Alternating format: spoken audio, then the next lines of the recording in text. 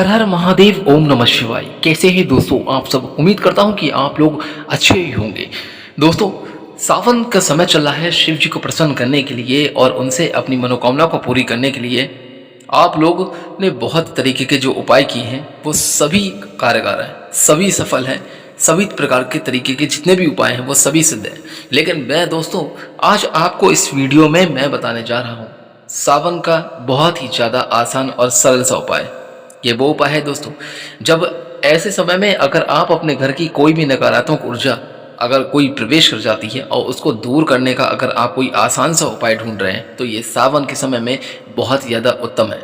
मैं आपको बताऊंगा, बहुत ही सरल सा उपाय है। ये आपको सावन के समय में ही करना है, ये आप बाद में नहीं कर सकते।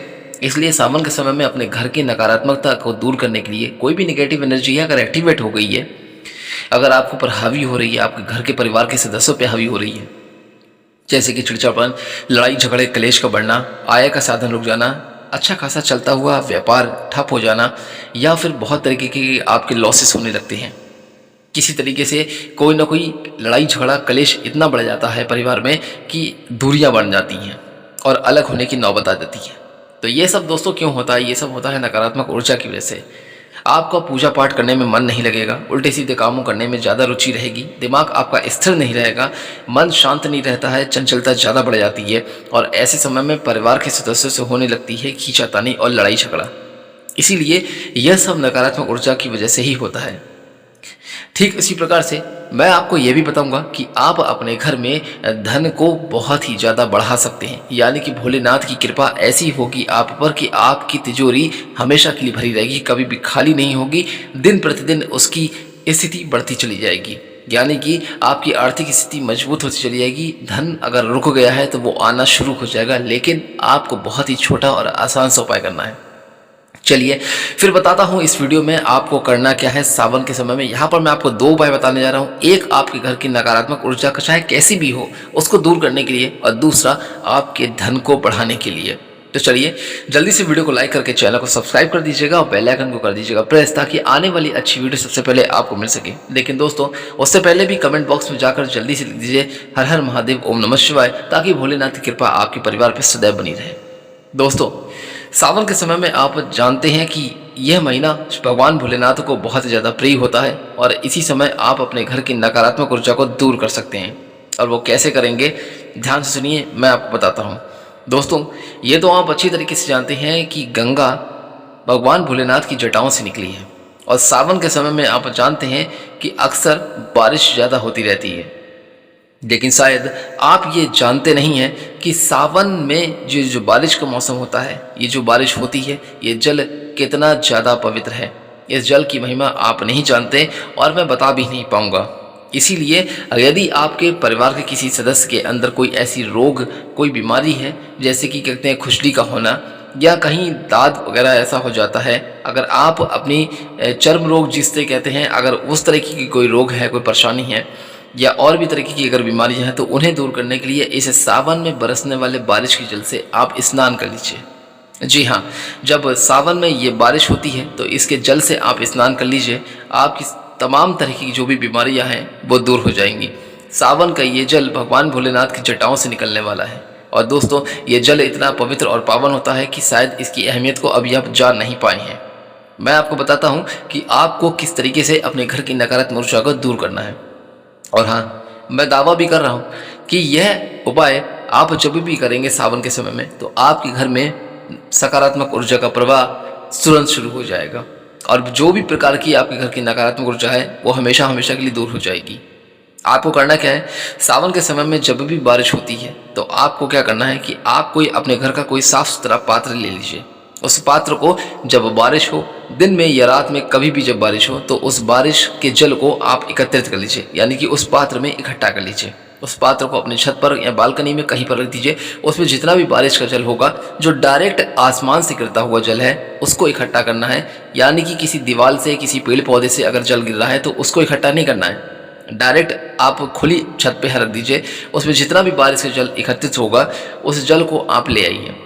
अब आपको क्या करना है, कि अगर दोपहर में बारिश हुई है तो दोपहर के समय यानी कि शाम के समय ये उपाय कर सकते हैं, और अगर रात्रि में हुई है तो आप प्रातःकाल यानी कि सुबह जब उठेंगे स्नान आदि करके सारे कामों से निवृत्त होकर जब आप शिवालय जाएंगे या अपने घर में ही अपने शिव जी का मंदिर है अगर उसमें जब आप जाएंगे तो आपको क्या करना है कि उस बारिश के जल को लेकर जाना है।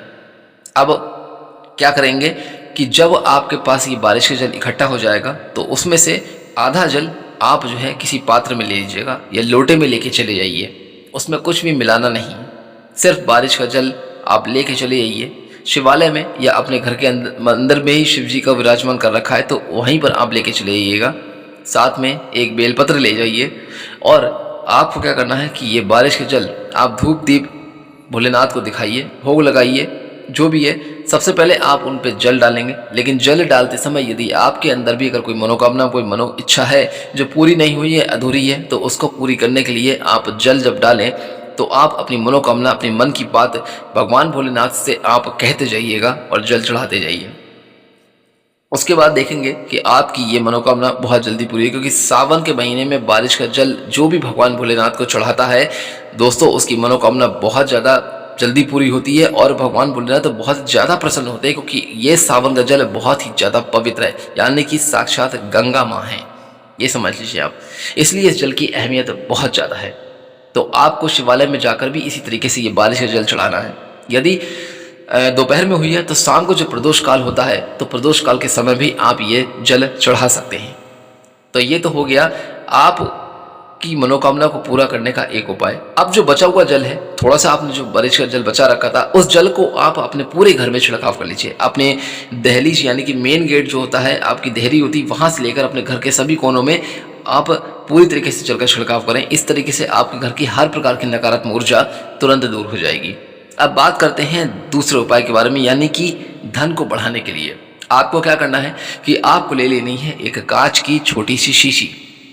एक कांच की छोटी सी शीशी ले लीजिएगा, बिना कोई टोके, जब कोई आपको देखे नहीं, टोके नहीं, तो यह उपाय आपको तभी करना है, किसी भी समय कर सकते हैं।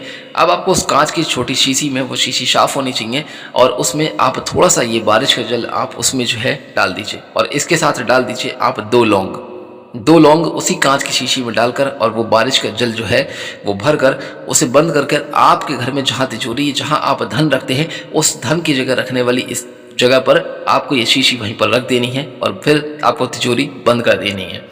दिन प्रतिदिन, दिन दूनी रात चौगनी आपके घर में तिजोरी भरती चली जाएगी, धन आपका खर्च नहीं होगा, निरंतर आपका धन बढ़ता रहेगा, अनावश्यक रूप से खर्चे बच जाएंगे और आपके घर में धन का प्रवाह शुरू हो जाएगा। यदि धन आना बंद हो गया तो ये बहुत ही ज़्यादा सिद्ध और चमत्कारिक उपाय है। ये सावन के महीने में ही करना है, आपको सावन के अलावा नहीं करना है, ठीक है। तो सावन के महीने में ही आपको ये उपाय करना है और इस उपाय को करने के बाद देखिएगा क्या होता है। आप देखेंगे दोस्तों कि इस सावन में ही आपके पास, आपके घर में धन का प्रवाह शुरू हो जाएगा। जहाँ से भी धन आना बंद हो गया है, माता लक्ष्मी का आपका आगमन धीरे धीरे करके शुरू हो जाएगा और हर जगह से आपको धन प्राप्ति की अवसर मिलने लगेंगे। हर जगह से धन आएगा, धन आपका रुकेगा भी, साथ ही दोस्तों दिन दूनी रात चौगनी तरक्की भी होगी आपके धन में और धन अनावश्यक रूप से खर्च नहीं होगा। ये धन को बढ़ाने का बहुत ही आसान सा और सरल सा उपाय है। इस उपाय को जब भी आप करें तो ध्यान रखेंगे कि कोई भी आपको ये उपाय करते समय कोई टोकेगा नहीं, इसलिए आप शांति से बिल्कुल चुपचाप ये उपाय करके आप अपने घर की तिजोरी में वहाँ पर ये शीशी रख देंगे और तिजोरी को बंद कर देंगे। भगवान भोलेनाथ से यहाँ पर प्रार्थना करेंगे कि मेरे घर में तिजोरी हमेशा बढ़ती रहे, मेरे घर में धन का प्रवाह हमेशा बना रहे, धन मेरा दिन दूनी और रात चौगनी तरक्की हो, ऐसी मैं आपसे प्रार्थना करता हूँ भोलेनाथ। इस तरीके से आप उनसे अपने मन की बात कहिएगा और फिर देखिएगा कि आपके घर में धन आया या नहीं। दोस्तों बहुत ही आसान सा ये उपाय है। इस तरीके से आप अपने घर की नकारात्मक ऊर्जा को दूर कर सकते हैं और साथ ही आप अपने धन को बढ़ा सकते हैं। तो दोस्तों उम्मीद करता हूं कि ये वीडियो में बताया गया उपाय आपको जरूर अच्छा लगा होगा। तो दोस्तों कमेंट करके जरूर बताइएगा और यहाँ पर कमेंट में लिख दीजिएगा हर हर महादेव, ओम नमः शिवाय। आज्ञा दीजिए, फिर मिलूंगा जल्दी ही कोई और अच्छी वीडियो उपाय को साथ। तब तक के लिए आप अपने जीवन में खुश और स्वस्थ रहें। भगवान भोलेनाथ की कृपा आपके ऊपर सदैव बनी रहे, ऐसी मैं उनसे प्रार्थना करता हूँ। हर हर महादेव, ओम नमः शिवाय।